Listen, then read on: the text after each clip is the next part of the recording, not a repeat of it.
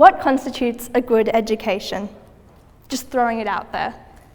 I'm guessing most of you, like me, would have these preconceived ideas that a private education is the be-all and end-all of education. The best teachers, the best resources, the best opportunities and experiences. But why? Who told us that? Using statistics provided by Matrix Education, we can see that whilst by and large private schools are the best performers, only 2 of the top 10 schools in New South Wales are private, the rest being selective. So what does this tell us? Well, it shows us that whilst schools are better equipped based on how much money they have, no amount of money can ever make a school great. It's always down to the students in the school. And provided private schools are more academically focused, we do see them comprising 70% of the top 150 schools in New South Wales. So because public schools have more diversity amongst the students, we can understand why we don't see them in that top 150 schools. After all, we're all unique, with different aspirations and priorities, and an education is designed to teach us the skills necessary to get a job and become mature adults. So would you not agree that as everyone has a different job, a good education will look different for everyone? So why, after having access to all these statistics, do we still consider a private education to be superior to a public education, as if we can't get a good enough education from a public school? Since being at a private school, I've immediately noticed quite a few differences. Students are treated as young adults, not children, given more responsibility and trust. The kids also have similar abilities, meaning teachers are able to cover the curriculum faster and extend their students' knowledge beyond what's written in a book. I've also noticed that I get on with everyone a lot better, and students are always offering a hand, trying to help their peers to learn and expand their knowledge. Clearly, a bit of healthy competition goes a long way. Similarly, being a student at a public school, I realised that when provided with said resources, a lot of students never actually utilised them. Almost no one took notes in class, and if I'm being completely honest, many students weren't present in class, turning to games on their laptops as a distraction. And to be fair, when the teacher is simply reading out what's written on a slideshow that you too can access, it's quite tempting to just jump ahead to the worksheet, using the slideshow when necessary. One might say it's more efficient, but all the lessons begin to blend into one, and you don't retain as much information as you should. Conversely, students who are struggling in school will likely find it easier to learn at a public school. Many of my classes had learning support teachers, not only to help the students that were struggling, but they would help everyone. So you effectively have 2 teachers readily available to help you and answer your questions. Learning this way enables students to be more confident in their knowledge, and having it based primarily online means they can access this information at any point in time.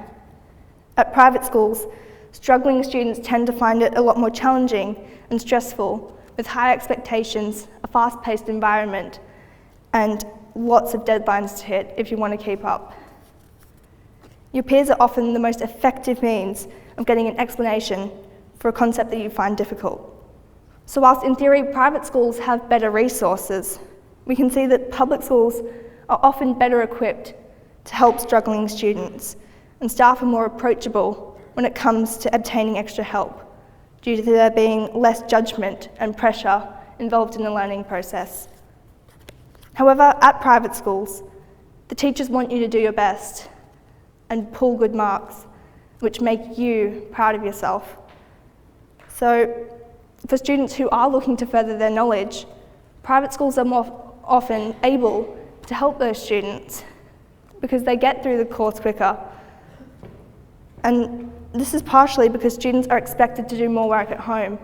If they don't understand a concept, they will catch up before the next lesson, so you can keep moving through the work, rather than slowing down to catch up students who are finding topics more difficult. This enables students to learn beyond what's in the curriculum and therefore expand their knowledge. Simple things like that just don't happen at a public school.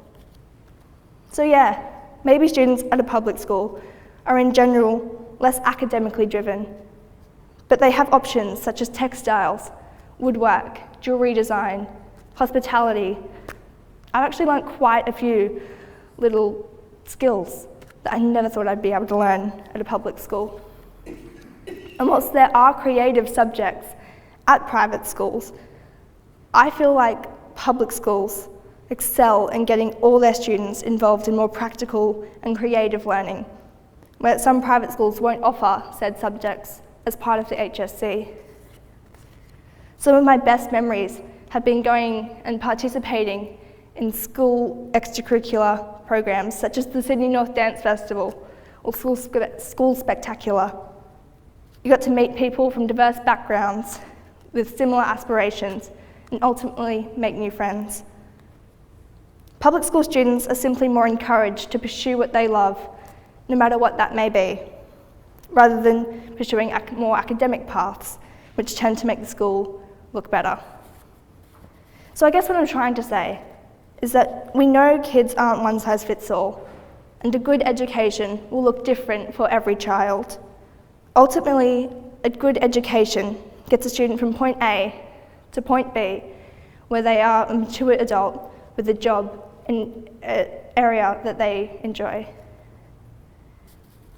We need to accept that some kids are going to be really academically driven, constantly chasing dreams and making new ones, and always striving to improve and expand their knowledge, whilst others will be perfectly happy running around in an oval, getting involved in more practical subjects, pursuing what interests them, enjoying learning about their interests with a wider selection of advertised options heading into their last few years before becoming adults. So my ultimate advice is to monitor how your child is responding to their education and assess the best possible options for both you and them. Have conversations with their school, adjust things as necessary, but whatever you do, don't try and make your child into something that they're not. Remember that their education, first and foremost, needs to suit them.